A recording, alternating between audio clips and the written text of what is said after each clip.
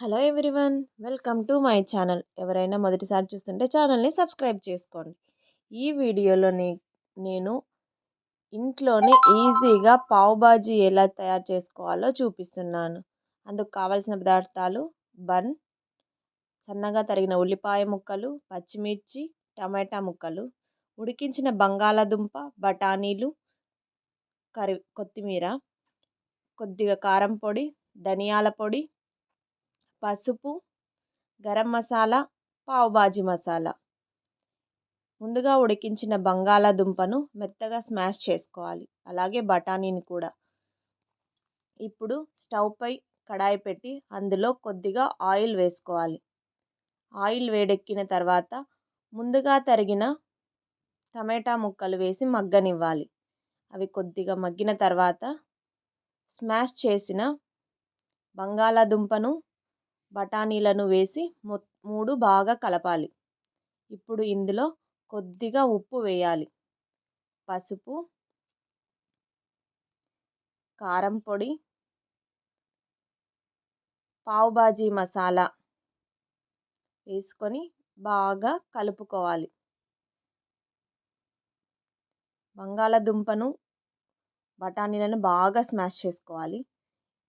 అన్నీ కలుపుకున్న తర్వాత దాన్ని పక్కన తీసి పెట్టుకోవాలి.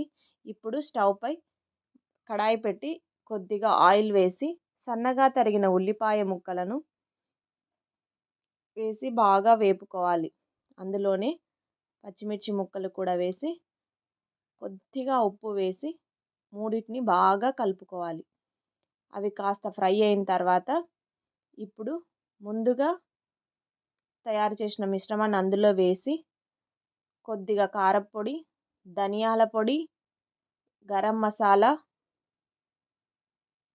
అన్నీ వేసుకొని ఇప్పుడు మనకు పావ్ బాజీ ఏ కన్సిస్టెన్సీలో కావాలో ఆ కన్సిస్టెన్సీకి సరిపోయే వాటర్ పోసుకోవాలి. Food colour is optional. కొద్దిగా ఫుడ్ కలర్ వేసుకున్నాము. ఇప్పుడు ఇందులోకి కొద్దిగా కసూరి మేతి కూడా వేసుకున్నాము. కొత్తిమీర కూడా వేసుకొని ఇలా మిక్స్ చేసుకుంటే పావ్ బాజీ మసాలా రెడీ అయిపోయింది. ఇప్పుడు దీన్ని పక్కన పెట్టుకేసుకొని బన్ను ముక్కలను ఇలా మధ్యకు కట్ చేసేసుకొని అన్నిటినీ ఇలా కట్ చేసేసుకొని పెట్టుకోవాలి. ఇప్పుడు స్టవ్ పై ప్యాన్ పెట్టి అందులో కొద్దిగా ఆయిల్ వేసి కొద్దిగా కారపొడి చల్లుతున్నానండి. ఇప్పుడు దాని మీద బన్ను ముక్కలను పెట్టేసి ఇలా కాల్చుకోవాలి.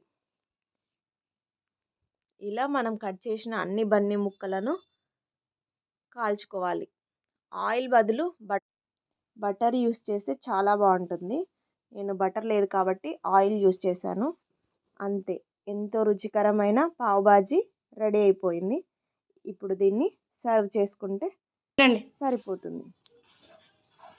మీరు కూడా ఇంట్లో ట్రై చేసి ఎలా వచ్చిందో కామెంట్ బాక్స్లో కామెంట్ చేయండి. అలాగే వీడియో నచ్చితే లైక్ చేయండి. Thank you for watching.